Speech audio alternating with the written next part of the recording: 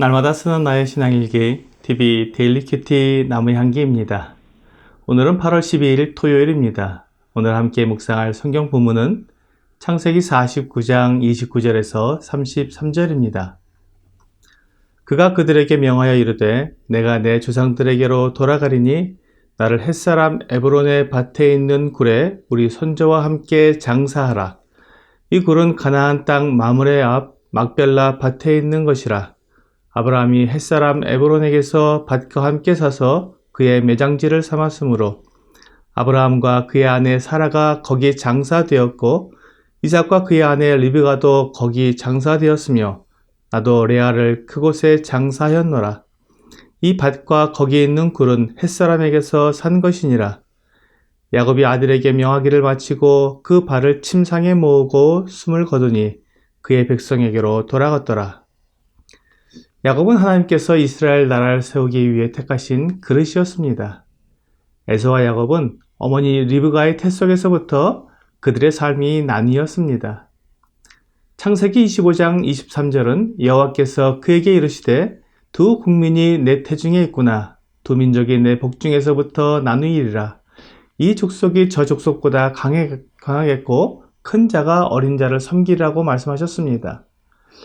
하나님께서 에서보다 야곱을 택하셔서 하나님의 나라를 이루어 가실 것을 말씀하신 것입니다.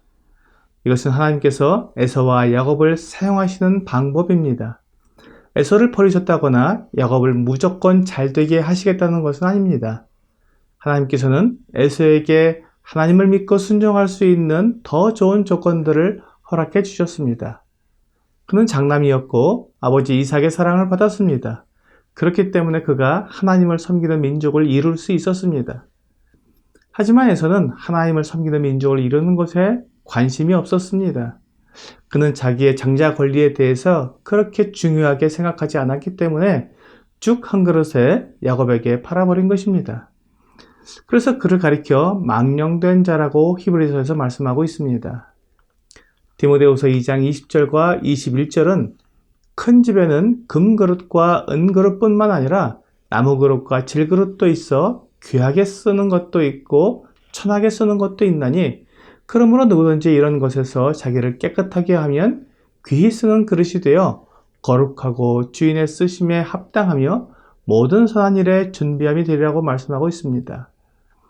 어떤 그릇은 하나님께서 금이나 은그릇처럼 귀한 그릇으로 사용하시고 어떤 그릇은 나무나 질그릇처럼 천한 그릇으로 사용하신다는 것입니다. 하지만 그가 금으로 되었든 나무로 되었든 중요한 것은 주인의 손에 들려서 합당하게 사용되는 깨끗한 그릇이냐는 것입니다. 에서는 야곱보다 훨씬 좋은 조건으로 하나님의 부르심을 받았습니다. 그렇지만 그는 깨끗한 그릇이 되지 못했습니다. 그는 가나안 땅의 아내를 얻음으로 이삭과 리브가의 근심거리가 되었습니다. 그리고 자신의 인생에 대한 결정을 하나님과 어떤 관계가 있는 결정을 하지 않고 오직 자기의 쾌락과 성공을 위한 것을 따라 결정해서 행하는 것을 볼 수 있습니다. 에서는 할아버지 아브라함과 아버지 이삭으로부터 하나님에 대한 많은 이야기를 들었지만 그는 그것에 관심이 없었던 것입니다. 그런데 야곱은 그가 형 에서를 피하여 하란으로 도망하던 중에 베델에서 하나님을 만났습니다. 그는 그때 하나님께 자기 일생을 맡기고 살기로 했습니다. 그의 삶은 비로소 하나님과 연결되었고 하나님의 그릇으로 준비가 된 것입니다. 그는 둘째 아들이었고 욕심도 많았기 때문에 하나님의 쓰임에 합당하지 않았던 사람이었습니다. 그런 그가 곤란한 중에 하나님의 부르심을 받았을 때 자기 삶을 하나님께 드렸던 것입니다. 하나님의 뜻에 순종하고 하나님을 섬기기로 했습니다. 이것이 야곱이 하나님의 뜻에 합당한 그릇으로 준비될 수 있었던 이유입니다. 신약 성경에서도 사도 바울도 비슷한 경험을 했습니다. 그는 예수 믿는 사람들에 대해 매우 싫어했고 예수 믿는 사람들을 잡아 옥에 가두고 박해했습니다. 그는 무리들이 스데반을 돌로 쳐 죽일 때 그들의 옷을 맡았던 사람이었습니다. 그가 더 강하게 예수 믿는 사람들을 박해하기 위해 다메섹이라는 성으로 가던 길에 주 예수님을 만났습니다. 그때 바울은 자기의 삶을 회개하고 주님의 종으로 섬기기로 결심을 했습니다. 이제 그는 자기의 그릇을 깨끗하게 한 것입니다. 이전 바울의 삶을 보면 그는 결코 예수님을 믿을 수 없는 사람이었지만 이제 그는 예수님을 믿고 변화된 삶을 살게 되었습니다. 이와 같이 하나님께서 우리에게 기회를 주실 때 예수님을 믿은 사람들은 의롭게 되어 하나님의 쓰시기에 합당한 그릇이 되는 것입니다. 야곱은 하나님이 쓰시기에 합당한 그릇이 되어 이스라엘 나라를 세우는 조상이 되었습니다. 그의 12 아들들이 이스라엘의 12지파가 되어 나라를 이루게 되었습니다. 이제 야곱은 그에게 주어진 임무를 다 마치고 죽음을 맞이하게 되었습니다. 그는 자기가 믿은 대로 애굽 땅이 아니라 조상들과 함께 가나안에 있는 마므레 상수리 숲에 있는 막벨라 굴에 묻히기를 원했습니다. 그 무덤에는 아브라함과 사라와 이삭과 리브가 그리고 야곱의 아내 레아가 묻혀 있었습니다. 그도 이제 죽어서 그들과 함께 그곳에 묻히기 원했습니다. 하나님을 믿고 섬겼던 사람들과 함께 있기를 원한 것입니다. 야곱은 그의 마지막 사명인 12 아들을 축복하고 이제 자기를 위해 아들들에게 자신을 막벨라 굴에 장사해달라고 마지막 유언을 한 후에 침상에서 발을 모으고 숨을 거두었습니다. 야곱의 마지막 유언이 그의 믿음을 잘 나타내주고 있습니다. 그는 험악한 세월을 지냈지만 결코 그의 삶에 대해 후회하지 않았습니다. 그리고 마지막까지 하나님의 사람으로서 믿음의 유언을 남겼습니다. 오늘의 적용 질문을 보겠습니다. 내가 죽음을 앞두고 있다면 나는 어떤 유언을 남기고 싶습니까? 우리가 죽음을 앞두고 있을 때 어떤 믿음을 가지고 있었는지 잘 나타납니다. 진실로 하나님을 믿고 자신의 삶을 맡기고 살았는지 아니면 그렇게 생각은 했지만 믿지 않은 채 자신을 위한 삶을 살았는지 마지막 순간에는 나타나게 될 것입니다. 그리고 그의 유언은 그러한 자신의 믿음을 분명히 드러내는 마지막 증거가 될 수 있습니다.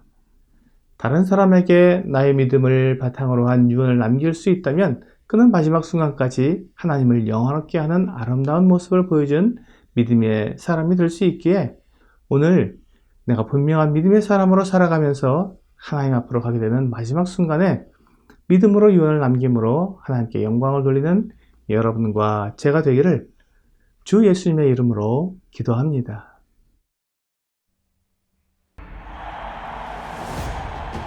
너희 영원한 문들아 들리라. 영광의 왕이 들어오신다. 누가 영광의 왕이신가?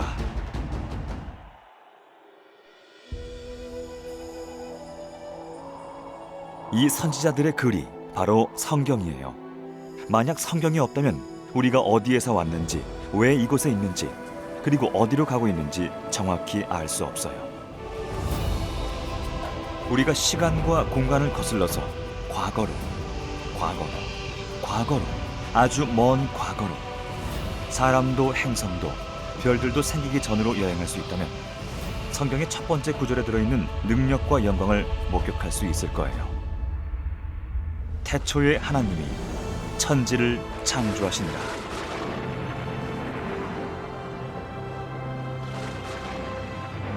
(6일) 동안 왕은 아름답고 멋진 세상을 창조하셨어요.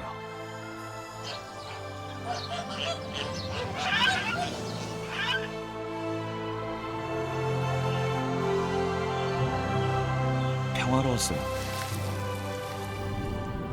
완전한 부부가 그들의 완전한 창조주와 친밀하게 교제하며 살고 있는 완전한 세상을 상상해 보세요. 처음에는 모든 것이 완전했어요. 뭐가 잘못되었을까요?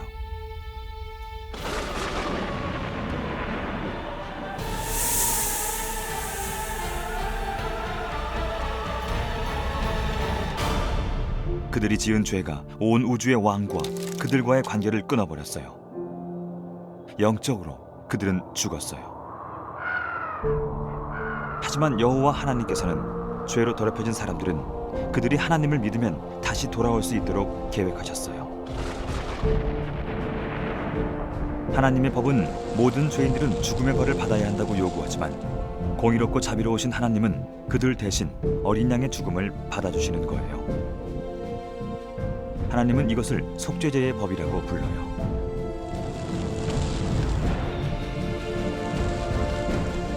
이 사건은 죄와 죽음의 법이 요구하는 것을 만족시키고 온 세상 모든 민족의 죄인들을 구원하실 거룩한 구원자를 이 땅에 보내실 하나님의 계획을 생생하게 표현하고 있어요.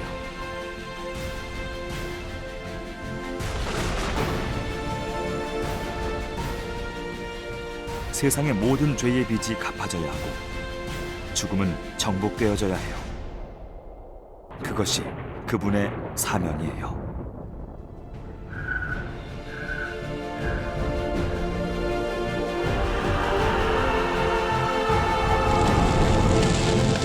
다 이루었다.